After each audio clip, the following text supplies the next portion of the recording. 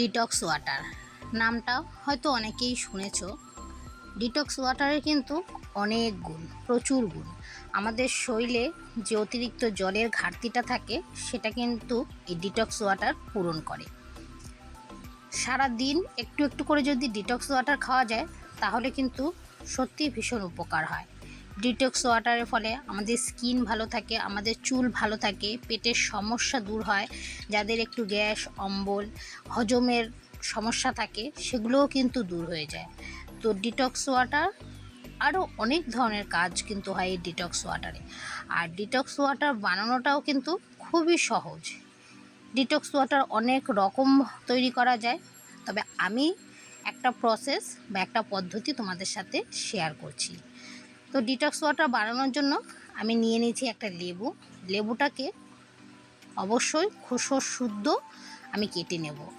এখানে যে কটা জিনিস আমি নিয়েছি তার প্রত্যেকটাই আমি খোসা সমেত নিয়েছি, কোনোটারই কিন্তু খোসা ছুলে ফেলে দিইনি, শুধুমাত্র হলুদের খোসাটা ফেলেছি, কারণ হচ্ছে হলুদটা একটু শুকিয়ে গেছিলো সেই কারণে। তো এখানে গাজর নিয়ে নিয়েছি, গাজরেরও খোসাটা চেঞ্জ করিনি কারণ গাজরটা আমার ভালো ছিল। যেহেতু এখন একটু গরমের দিন, একটু টানের দিন, তো অনেক সময় সবজি একটু শুকিয়ে শুকিয়ে যায়, তো তখন তার খোসাটা ফেলে দেওয়া যেতে পারে। তা না হলে কিন্তু প্রত্যেকটা সবজিরই খোসা কিন্তু বিশেষ গুণ আছে।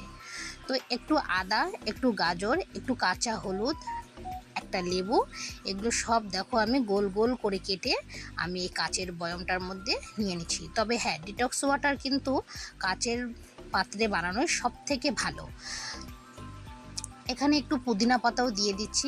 পুদিনা পাতা তো জানোই কত রকম উপকার হয় এই পুদিনা পাতায়।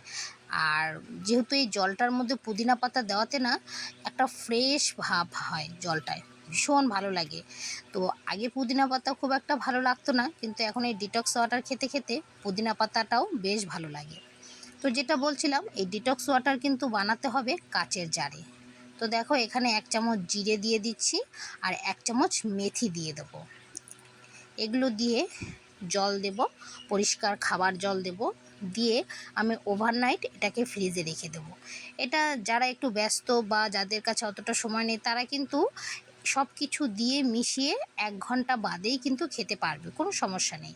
কিন্তু আমি ওভারনাইট রেখে দিই, তাহলে 5-6 ঘন্টা রাখলে বেশি ভালো হয়, জলটাও খেতেও ভালো হয় আর উপকারও হয়। 1 ঘন্টায় দেখতেই পেলে আমি কিভাবে কতটা মোটা মোটা করে কেটেছি। তো তার থেকে যদি 4-5 ঘন্টা বেশি রাখা হয় তাহলে কিন্তু খেতে আরও বেশি ভালো হয় আর উপকারটাও আরও বেশি ভালো। তো এই দেখো আমি জল দিয়ে এটাকে নাড়িয়ে চাড়িয়ে এখন আমি রেখে দেবো ফ্রিজে। আর এই কাচের জারে অবশ্যই রাখতে হবে, তার কারণ দেখলেই আমি কতটা পরিমাণে লেবু দিয়েছি। তো লেবুর রসে তো একটা অ্যাসিড থাকে জানোই, তো সেই অ্যাসিডে স্টিল বলো, সিলভার বলো, এগুলোতে একটা কর ওঠার ব্যাপার থাকে। তো সেই জন্য এটা কাচের জারে দেওয়া সব থেকে ভালো। তো আমি কাচের জারে নিয়েই এটাকে রেখে দিচ্ছি ফ্রিজে, সারা রাতের জন্য রেখে দেব, কাল সকাল থেকে আমি খাবো।